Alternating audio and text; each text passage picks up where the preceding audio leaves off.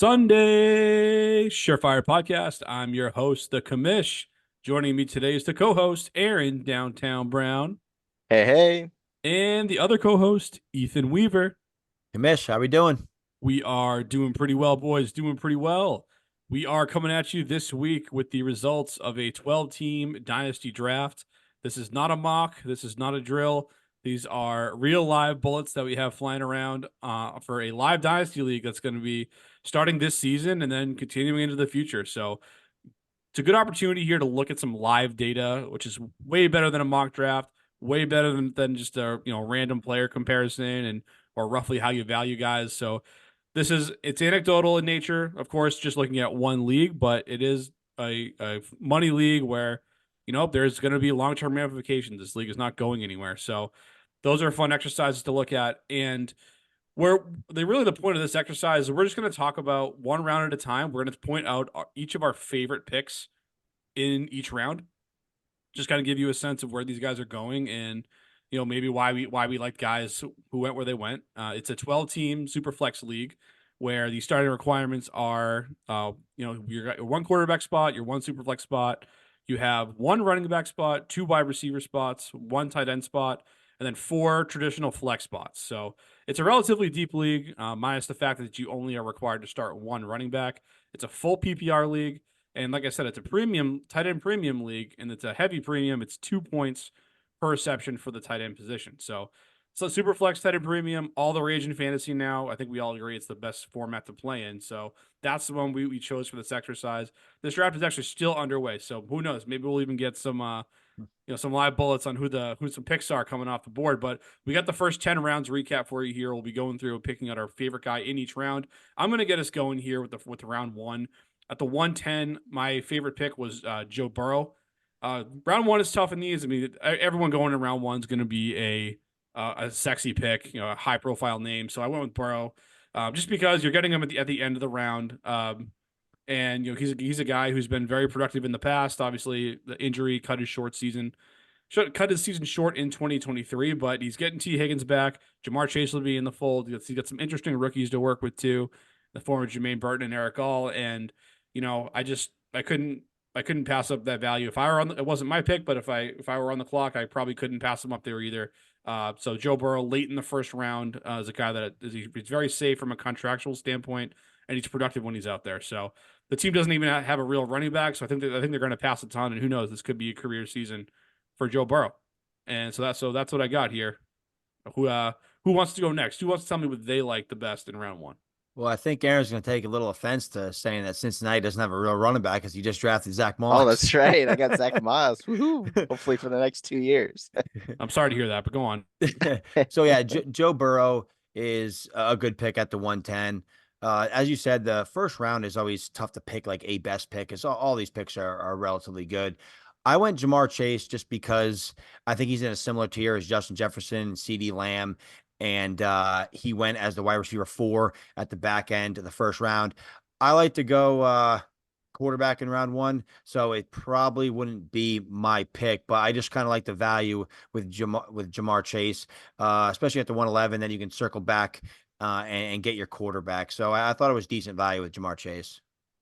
Yeah, it's interesting. We kind of have a spread opinion here and in different thoughts where I'm actually going the safe approach. Ethan, I'm going with your pick. I like your Josh Allen pick. Just keep it simple. I think, if you got the first or second pick in the draft, it should probably be either Mahomes or Allen. And, I think with the second spot, you don't panic, even though he lost a lot of receivers coming into this season, but I mean, Allen's still Allen, right? He still has that rushing upside. So, I just like the solid pick, safe, don't get, don't get crazy. Don't worry about just the next season. And Allen's going to be a stud for years to come. Yeah, Ethan, great pick at 102. I don't know how you possibly ended up taking Josh Allen 102 after Mahomes at 101. I don't know how you did pull that off, man. Such a hero. But Oh yeah, I was sweating it out. I actually wanted Mahomes to fall, if I'm being honest, but I'll live with Josh Allen. So yeah, I'll guys can choose you who he wants at 102. yeah. But go on. But speaking of round two, tell us about what you started with round two with. Who you Yes. like there? So round two, I liked Justin Herbert at the 2-6. I think Justin Herbert's getting a little too much hate. I get the whole regime change. He lost some of his top weapons. They're going to establish the run. They're going to pound the rock, but I still think Justin Herbert's Justin Herbert, and he was going at probably around the 1-6, 1-7 last year, if not earlier. And now you're getting him at the 2-6 a year later. He was quarterback 9, 2, 11, and 17 last year. That's his 4-year stretch there, but he only played 13 games last year, and people just kind of soured on him with everything that's happened this offseason. I understand the criticism, but I would love to get Justin Herbert in the middle of the second round. Yeah, Herbert's a good solid pick there. It actually was sniped right before my pick. I was it's funny, I did not go quarterback round one, so I was counting down the quarterbacks up to my pick. Ended up going with T. Lawrence, but that was really my decision. It was like, hey, it's either Herbert or Lawrence, Herbert or Lawrence. But obviously had to pick Lawrence there. But that's not actually my second round pick. Here, going back to the league layout where, as we talked about, where tight end premium is a relatively new strategy. I know it's like catching on pretty quickly though, and being it's pretty popular. But with the 2 points per reception, I'm actually going Sam Laporta here in round two, where normally you would think it's a little bit of a reach, but with the 2 points PPR, if this was 2023 stats, Laporta would have been the sixth overall in scoring in 2023 with all your 2023 point scores. So very, very interesting to kind of look at that, how that premium really comes into place there. But yeah, when you first see it, it's like, is it a reach? But no, high producing tight ends really go a long ways if they're getting 2 points PPR. Well, Aaron's got the right team here, but he picked the wrong player. I'm going to go with another Detroit line. I'm going to go with the 2.09. Amon-Ra St. Brown. We talked about Chase. He went 111. For reference, CeeDee Lamb also went 107. And St. Brown has outscored Chase each of the last 2 seasons, and he's the clear alpha in his offense. Obviously, Chase dealt with some injuries last season. Burrow was hurt too, so kind of a lost year for those guys. But if we look at St. Brown's body of work over the last couple of years, I mean, he was a top 5 player in terms of total targets and targets on a per game basis in 2023. I just thought 2.09 was a really nice value for a guy who produces in the same neighborhood as like guys like CeeDee Lamb, and better than a guy like Jamar Chase who went 10 spots earlier. So that's why I settled in at Amon-Ra St. Brown 209. All right, all right. Well, let's keep it moving over into the third round here, and I'm going with 3-3. I'm gonna stay on this tight end train here, where some fantasy managers out there really might if you're targeting certain tight ends, if you see Laporta come off the board, you gotta look at, what's the tier of tight ends. And I'm going Dalton Kincaid. I think he's really set up for a huge season. We know that Allen likes going to Kincaid in his rookie season too. So I think he's up for a lot of targets in this offense. They're just gonna try to like move the ball down the field this year in Buffalo. So I like Kincaid. Like I said, you got to know your league. The 2 points per catch. I was pretty jealous. I did not get Kincaid in this draft. Yeah, I understand why you like Kincaid at the 3-3 here because of the premium. I actually had the 3-2, and I decided to trade back because I like Kincaid, I like McBride, and I like Bowers. I didn't really care who I got there. I was hoping one of these quarterbacks would fall in the 2-3 turn, and they really didn't.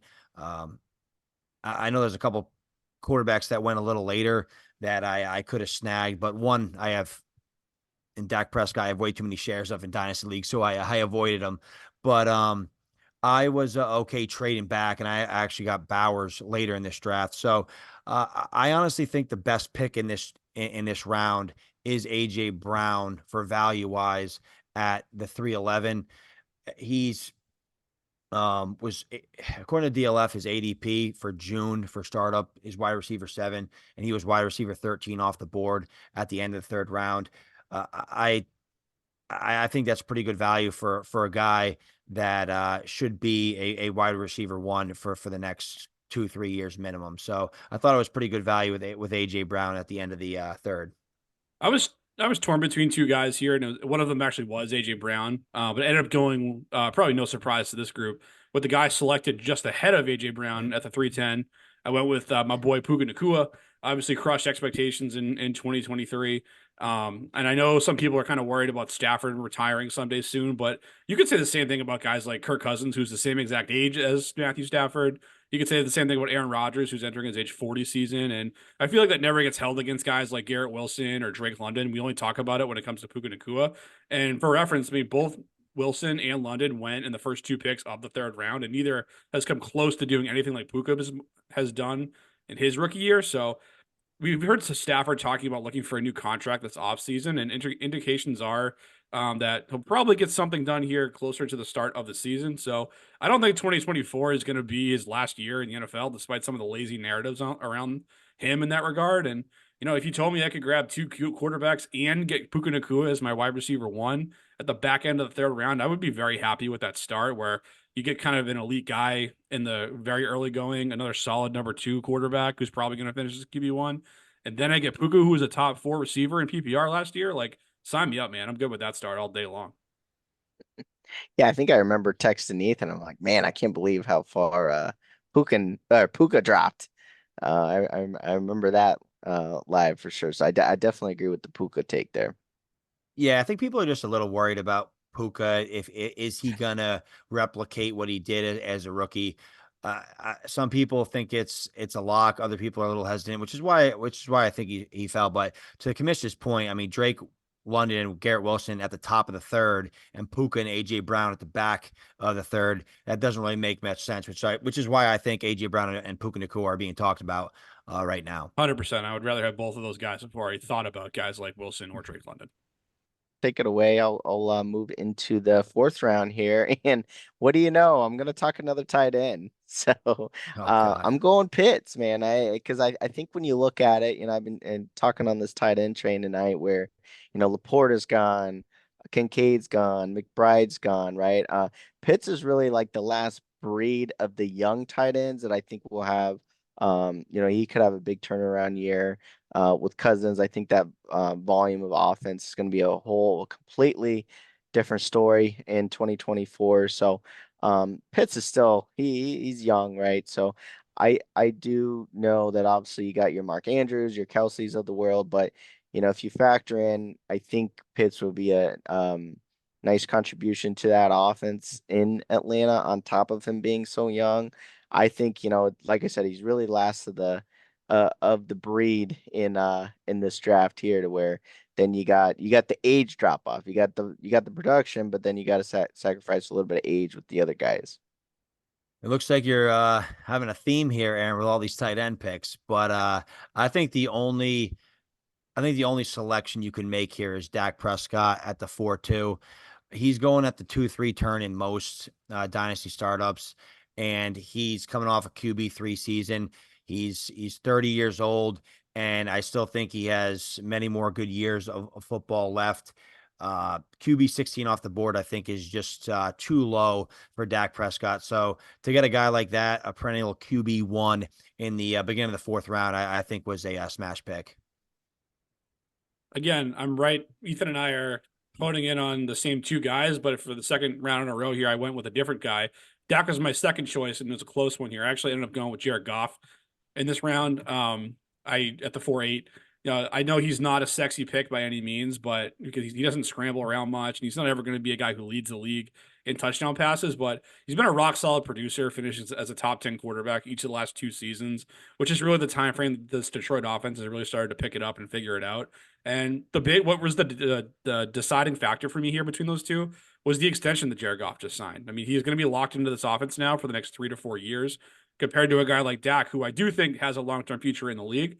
But right now he's entering the final year of his contract. So they could get something done with him, and maybe I'd feel a little bit differently about this one. But at this point in time, I like getting Goff a little bit later in the round just because of that long-term security that the extension gives him. And that's just the kind of certainty that I want to buy into with my second QB, especially if I waited until round 4 to grab my second quarterback. You just can't beat the certainty that comes with that. But I'll keep rolling here into my next pick. I'm starting out in round 5 here. Aaron's kind of been our tight end guy going into this draft so far, but I'm going to punch my ticket on the tight end market. For this one in round 5, I went with Mark Andrews at the 509. And I think people are just kind of forgetting just how good this guy has been throughout his career. And it's not like he's coming off a bad season either. I mean, he suffered a season-ending injury in week 11, but prior to that, he was tight end 3 overall on a points per game basis between weeks 1 through 10. And I know Zay Flowers is a thing now, and he's kind of skyrocketing up draft boards, and I get it. I like Zay Flowers myself, but when the two were on the field together, it was Andrews, not Flowers, who was the more productive of the two players in this offense. And just tack on like the 2-point premium as well. I mean, I really like Andrews here in the middle of the 5th round, and at 29 years old, he might not have 10 years left, but he's in his prime for a tight end, and he's going to give you probably 3 more highly productive seasons in this offense tied to Lamar. So I just couldn't pass up the value there of Andrews at the 509. Me and Pat have been very close in terms of our picks, and I think we finally agreed on one. I think Mark Andrews was was the pick of the 5th round. Like the commish said, he's been a top 6 tight end each of the last 4 years. And then he gets hurt this past year, only plays 10 games. And I feel like people just soured on him. They forget how good Mark Andrews is. When Mark Andrews is on the field, he is Lamar Jackson's number 1 weapon. And I don't think it's close. So Mark Andrews at the 5'9" in this kind of format, I believe was a smash. For sure, for sure. I definitely think Andrews comes back this year. Not my pick. I wasn't gonna talk all tight ends tonight, just for the sake of maybe having a little different argument. I'm gonna go right smack dab in the middle of the 5th round. Actually, the personal pick of mine, but going George Pickens here at 5'7", and I think Pickens is an interesting one where if you really look at, who are the next wide, if you just look at wide receivers that were on the board and that were drafted next, you got Metcalf, right? Higgins, McConkey, and Samuel, right? With the exception of maybe McConkey, but with him being a rookie, what all those wide receivers have in common is they're competing with other members that Metcalf has JSN, Samuel obviously has Ayuk, right? So I think George Pickens was looking what's left on the board is an alpha in that offense coming into 2024 with Deontay Johnson's departure. So I really think Pickens could really explode this year. And actually with the recent news of him kind of working in the slot and whatnot, I think he gets a lot more targets and is not just a deep and red zone threat. No, I think Pickens in the middle of the 5th round isn't bad value until Brandon Ayuk gets traded there. Then he's screwed. But no, I mean Pickens, as you said, he is kind of the lone alpha there right now. Doesn't have a ton of competition for targets at the wide receiver position, so he's definitely a guy that can ascend. And if he does take advantage of the opportunity, he's definitely not going to be a 5th round pick this time next year. So, as you alluded to, the receivers around him, I mean, DK Metcalf, a pick later. I mean, Pickens, I think is a much more higher upside player than a DK Metcalf, and DJ Moore right before him. Still relatively young, but he's I believe in his 27th season. So I think it was an appropriate spot for George Pickens, but I think he has the upside to ascend value in a year. So that being said, I am going to go to my pick in the 6th round. And I hate to continue this theme. And I told myself I didn't really want to pick one of my picks in this exercise here. But I think TJ Hawkinson at the 6'11" in a format like this was a smash spot for him. I know he's coming off the ACL and MCL, but players, I mean, come back from these knee injuries almost seamlessly nowadays. And I'm going to have to be patient with a guy like TJ Hawkinson, but to get a guy with tight end overall number 1 upside at the 6'11" back end of the 6th round, I thought was a no brainer in this format. And I was happy to take the value. Yeah, completely agree. Back to back rounds here. Ethan and I are on the same page. The first note I wrote down here. This is going to make Ethan really happy, which kind of makes me a little upset. But the first note I wrote down here was easiest call of this entire exercise. Like Here done we and go. done. Here Like we go. yeah, that's Pump the him, nicest thing I've ever pump said his about. guy up. That's the nicest thing I've ever said about Ethan. I think it is. I think it is. Yeah, just look at him. I mean, even last season, 2023, led the league in targets per game. At the tight end position with 8.5. I know Jefferson missed time, but Hawks a clear cut number 2 in this offense. Like, yeah, is Kirk Cousins a hurdle? Yes. Is the injury a hurdle? Yes. But the guy's 27 years old. Like, I'll plug the gap later at the tight end position, even in a heavy premium league, and be patient for a couple months. Worst case, like he's not himself the whole season, but he's young enough where he's going to bounce back from this, and he's going to be fine. He plays in a pass happy offense. He's not going anywhere. He's locked in long term. And I like the combination of Darnold and McCarthy for the future enough in this scheme with Kevin O'Connell to love this price tag at the 611. Hey guys, drum roll here. We're actually all in agreement here Here we in the go. 6th round with the pumping up Ethan's guy here. So I'm in agreement here with TJ Hawkinson. And I guess my last little piece of tight end trivia here is kind of harping on this premium league. And if you're not in a 2-point league, right, obviously things change a little bit, but the quick pop question of going back to 2023 is, who do you think of all people would have came up 4th in points in 2023 out of all position players? Why don't you tell us, Aaron? I was gonna say, Pat, you're not allowed to say it because I told you You already. did. Evan Ingram of all people. So Okay, yeah. he had over 100 catches last year, right? So that's not 100 points, that's 200-point value right there. So if you can get, I guess going back to Hawkinson, if you can get targets and catches, that actually starts outweighing touchdowns and all that other stuff there too. But kind of rolling into the next round, kind of going back to what I was talking about with Pickens in round 5.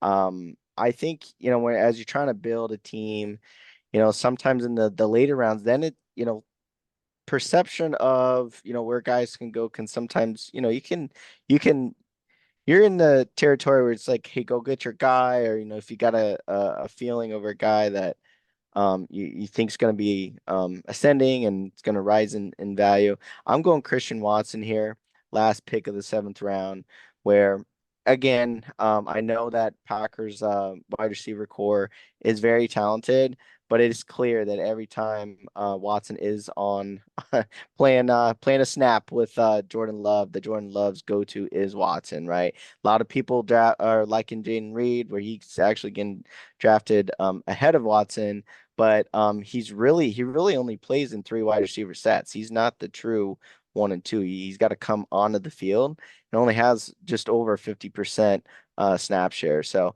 I think Watson is a steal in the 7th round here. That was my pick as well. I mean, people who had startups earlier in the offseason maybe got a better deal on them. Totally get that. I mean, good for those people. But at the 7th round, I'm still willing to click the button on them, particularly at the end of the round. So there's still enough baked in upside here at this cost where I'm happy to click the button on them. And for the reasons Aaron mentioned, I'm not going to add too much to that. We've kind of beaten Christian Watson's name to death Yeah. on this podcast in recent weeks and months. So I won't do it any longer, but I'm still willing to draft him at the end of round 7. Yeah, I was a little hurt when Christian Watson went, because according to everybody else, Christian Watson, I should have been able to get Christian Watson at the end of the next round. So I was hoping to get him at the 8-5, which was only a few picks away, and I got sniped. So I definitely like the Christian Watson pick. I definitely agree with that pick. I think just based on ADP and some other things, I think Watson is going later than this in a lot of drafts, which I think we can all disagree with. I think this is an appropriate spot for him, which is why I think he was a good pick right here in the back end of the 7th. I went Rashee Rice. Rashee Rice is a guy I like a lot. At the 7-9, he was wide receiver 32 off the board. And I think if there wasn't the risk of him being suspended, he's going to be suspended. We just don't know how long. But I think Rashee Rice is outside Travis Kelce, who's aging. I think he's the best target earner that they have in the team. Xavier Worthy's a rookie. He's gonna have to earn. He's gonna have to earn his way in the pecking order. Marquise Brown. I like the talent in Brown, but he can never stay healthy. He never plays a full season. Rashee Rice, I know his A dot was low, but Patrick Mahomes was consistently looking at him. And I think when he's back on the field at some point in 2024, I think he is going to be Patrick Mahomes' favorite target still. So coming off a rookie season where he was wide receiver 27, I think he has a lot of room to ascend. So I really like getting Rashee Rice at the back of the seventh. I got some questions on Rashee Rice going forward, especially with more competition there. Suspension's kind of a lesser thing to me in Dynasty, but I guess you want to put that on the table too. But in round 7, like, sure, like, I'll definitely take a shot at him there. He's a young player, produced well in the second half of 2023, and he has his role there. I mean, I think he's going to be the guy that Mahomes gets the ball to quickly, continue to be that guy for that offense. And yeah, this is opportunity long term. So no issue there with Rice in round 7. I'm going to keep the train moving here to round 8.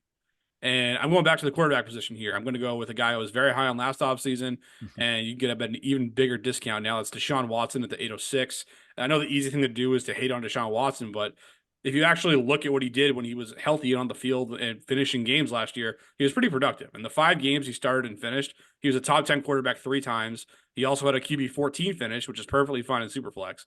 And there was one game in there where he was god awful. It was actually a nationally televised. I want to say it was a Sunday or a Monday night game in Pittsburgh. He was terrible. Like, hand up, admit that. But overall here, he's just 29 years old, so he's not an super old player. He still runs the ball. He averaged 28 rushing yards a game last season, which would have been on a 17 game scale, just short of 500 for the year. And you're telling me I can get him 90 picks into the draft as a 22nd quarterback off the board? I still want pieces of that. So all he has to do is stay healthy, and he's going to smash that mark in the short term. And he's young enough that if he can get that a nice rebound here in the middle of his career, then he's going to be drafted a lot higher a year from now going forward. So it's a big year for Watson. I'll say that. But if I can get him this far into the draft, I'm okay taking a shot with him there. I agree with you completely, and we are in lockstep again. Deshaun Watson was my pick. Just like you said, Kamish, this is a make or break year. If Deshaun Watson can somehow get some of that Houston magic back, he has a chance to ascend this ADP a ton. He's still relatively young. I believe he's 28 right now, but this may be his age 29 season. And at age 29, I mean, there's a lot of years left ahead of him if he can kind of get back on track. So I don't think there's a player in this round that has the upside that Deshaun Watson has, and it can reach the levels that Deshaun Watson can get to. So that's why I really like Deshaun Watson in this round at this pick. I'm just not a big Deshaun Watson fan at all. So I was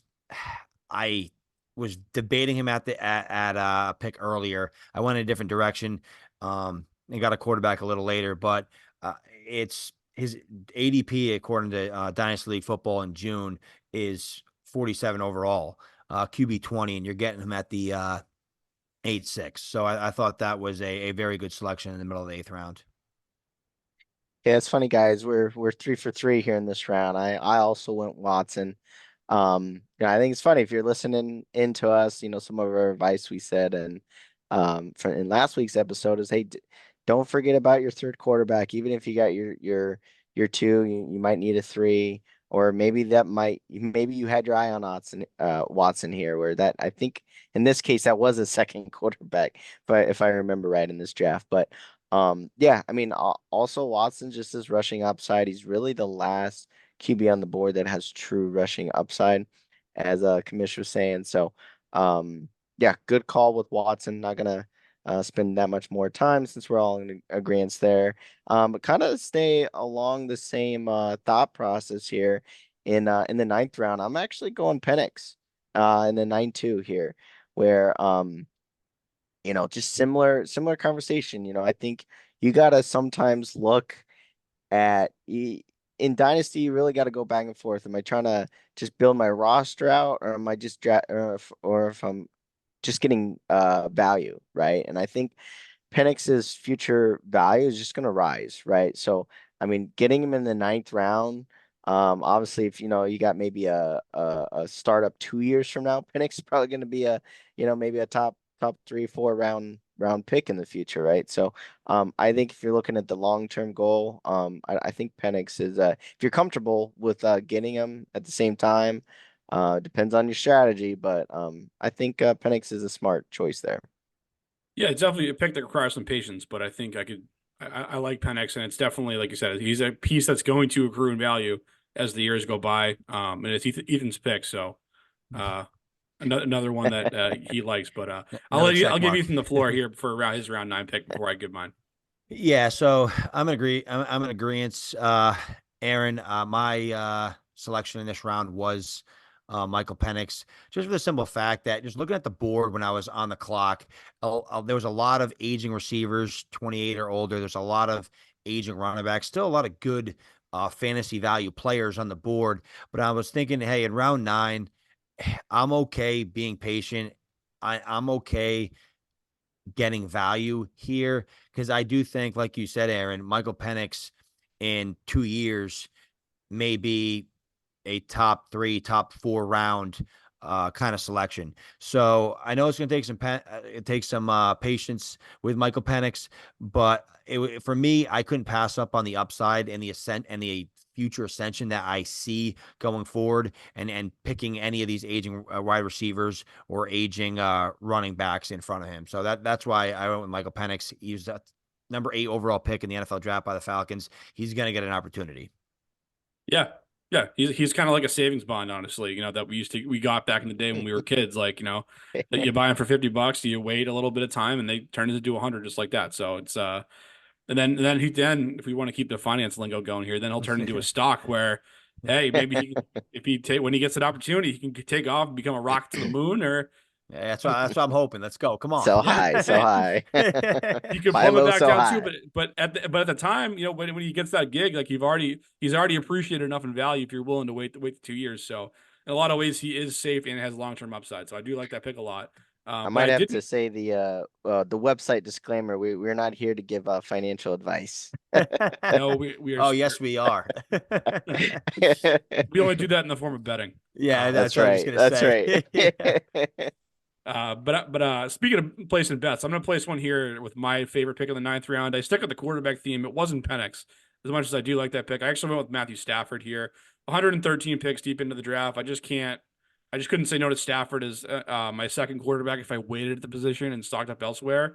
Or hell, if he's my third quarterback and he's going to be a locked-in starter for this year, I'm happy to do that. 26 quarterback off the board, so it's a situation where that position is really drying up fast in the leagues. And I'm someone who likes having a quality third quarterback if I'm trying to contend, especially in the first year. And I think Stafford fits that mold. I can see him definitely feeling like a high end QB2, maybe even if everything lines up well for him this year, and maybe even back in QB1 situation in 2024. So I just think he's kind of a lock to outperform this spot in the draft, at least in the short term.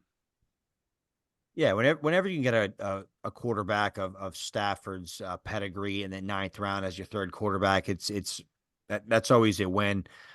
He's obviously getting up there in age, but he's a guy. If he can give you 2, 3 years, I think it's a win in the 9th round, just to give you that flexibility at the quarterback position, give you that security. We all know last year there was a ton of QB injuries. So they get a guy like Stafford who's going to put up QB1 numbers, or has QB1 potential, or QB, not overall number 1, but QB1 weeks, has that kind of upside. I think that's a very good selection at the 9-5. I'm gonna double tap here. I'm just gonna round us right into the final round here, round 10.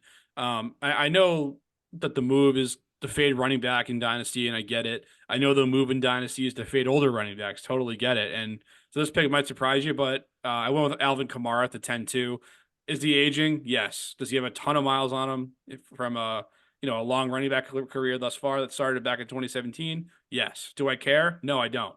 It's around 10 guys, and like we talked about this when Derek Brown was on the show with us a few weeks ago. I mean, Dennis Allen is fighting for his job in 2024. That Saints staff is a down year away from losing their jobs. So if you're in a situation where you're going to go down swinging, are you going to do it with Alvin Kamara?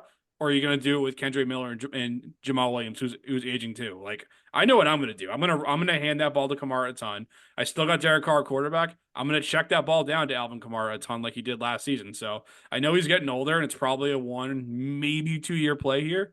But if I want to take down the league title in the first year of it, and I only have to start one running back in this format, I'm perfectly fine waiting, stocking up other positions, clicking the draft button on Alvin Kamara in round 10, and figuring out my long-term running back situation later. No, the Yeah. 10th. Oh, sorry. Go on, Aaron. Oh, no, no, Look at them, they're no, no. fighting So over who wants Hey, to give me my I know. top. Oh man, They're man, fighting over it. Hey, Kamara, right? No, I mean it wasn't long ago where I know Ethan yeah, was that was his guy. that was my guy. Still Kamara, my guy. still your It was guy. his guy until he traded him to me. Yeah. Hey, I still love Kamar. But yeah, I mean, if they're, we talk Konami code quarterbacks, I mean, Kamara's like the Konami code running back, right? So, Oh yeah. yeah, I mean, he gets his catches, I think in a full point PPR, like that's a dream. If you can get pass catching running backs, perfect. I mean, if you're looking at the Dynasty manager here, he also has Chase, and AJ Brown too. So obviously is trying to win year one, with contending players. So I don't hate it from that strategy standpoint. If you're talking dynasty value, obviously, you know how we all feel about dynasty running backs these days. I went a different direction. I'm going with the yours truly approach here again, but also I'm going to double tap my pick, but also my homer is I'm here with Hollywood Brown in the 10th round, where I know we talked Rashid Rice earlier, but with that potential suspension going, there is a high chance where Hollywood Brown is going to be the number one receiver this year for the Chiefs. And when you're talking dynasty, you don't always have to, like we talked this with Debro as well. Like when you're drafting these guys, they're not always going to be on your roster, right? So I think Hollywood Brown is a perfect candidate. You could sell high when he's catching bombs from Patrick Mahomes this year. Trade him, right? Just sell him right at his peak. He's going to be, yeah, Kamish is our birthday guy. He's going to be 27 all the way till next summer, right? So you got the 2024 season still showing that 27 age before turning 28. So I think he's a tradable asset here, grabbing Hollywood. I like both those selections. As I said with Hollywood, I do like the talent a lot. He's in an amazing situation with Patrick Mahomes, but he just needs to stay healthy, and that's the biggest thing with Brown. I mean, if he has another season where he can't play a full season, which he hasn't done since 2021, it's he's going to be a dying asset, considering he only has a 1 year deal with Kansas City. So who knows where he's going to be after that? I mean, hopefully for him and the dynasty managers who have him, hopefully he has a good season and can capitalize and get maybe an extension with Kansas City, or get a decent contract elsewhere. And then to touch on Kamara, I love the player. He's definitely being propped up with his reception totals and the receiving game. He wasn't very efficient on the ground. He had his second lowest yards per carry, and he had his lowest career rushing yards last season. And you saw dips in his yards per reception and yards per target, which were the lowest of his career. So I think Kamara is definitely on the downswing. But as I said, he is going to get 1 million targets in that offense. So I do think he's going to be an RB1 again this year. I do like Kendre Miller. But Kamara still a very solid asset in the 10th round. If you're a dynasty manager who is trying to win in year one, as Kamish alluded to, it's hard to get a better RB1 on your team than Kamara at this stage in the game. So definitely like the selection in that regard. I went a different direction. I actually went with the third pick of this round with Stephon Diggs. I'm not a huge Stephon Diggs uh, guy. I do think he is on the downturn, but it's tough to pass up on Stephon Diggs at the 10-3. He was a top 12 receiver last year. I know it's a new offense and there are a lot of competition for targets, but I still think Stephon Diggs can have those alpha level weeks. He went off the board as wide receiver 46. Right now, Dynasty League Football has him as the wide receiver 35, overall 85. He went overall 111 here. So I think just in terms of ADP discrepancy, I do think you're getting value here. So even though I'm not the biggest fan of Diggs, if you're trying to win now, it would have better pick in the 10th round than Stephon Diggs. Yeah, round 10 was interesting because it's like all aging players at their positions. It's Yeah. like, yeah, it's David Montgomery, it's Tony Pollard, Alvin Kamara, and then it's like receivers like Diggs, Calvin Ridley, who's going to be 30 this year. Allen's on the wrong side of 30. Cup's 31. Rogers is 40 years old, and then a couple other random guys sprinkled in there too that aren't all like Fields is young, but he's a backup. And then Shelton Schultz isn't young, but he's, that's just some leaning into the format. So, yeah, for the most part, it's kind of like the range of the last of the old guard is still there. And you're kind of picking and choosing who you think is going to squeeze out one, maybe two more good years of value here. So I actually think it's a decent plus spot to grab a win now flex piece. 100%. A lot of managers in this league, you can just tell by the board, they valued youth and they valued the receiver position. It was tough to snag youth, especially at the wide receiver position, because they were just going much earlier than, I guess, traditional ADP. So if you wanted that young rookie receiver or that second, third year receiver, you probably had to snag them a round and a half around earlier than typical ADP data. But no, this draft has been a lot of fun. There's been a ton of trades. It's been chaotic at times. So it's what we love in Dynasty football here. No, I agree. I think living it too. I mean, you just look at the screen here too. You see all the white the white names of the teams there. Those are the trades, right? So like you literally almost have every pick at some point that was traded. And a lot of them were live trades too. So definitely fun. One quick thing on Diggs. I mean, I think if you want to just I might be splitting hairs there. I would maybe just go Cooper Cup over Diggs, just because he has a slightly less competition than Diggs over there in Houston. But I'm kind of more of a Cooper Cup guy this year. I really think he returns from his injury. Him and Puka may do some nice things this year. But yeah, like I said, at that point maybe you're splitting hairs. But I think if just in the spirit of having a little bit of a debate here, I think I'd rather have Cup than Diggs. Yeah, it's really fun time of year to do a startup draft.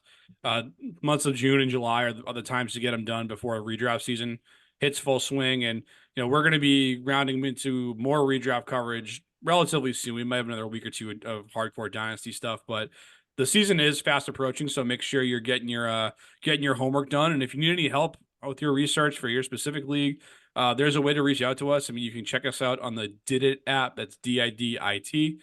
You can check them out on X at GetDidit. That's at GETDIDIT. Essentially, what that is it's a means for you to set up a FaceTime call with one of us here at Sunday Surefire.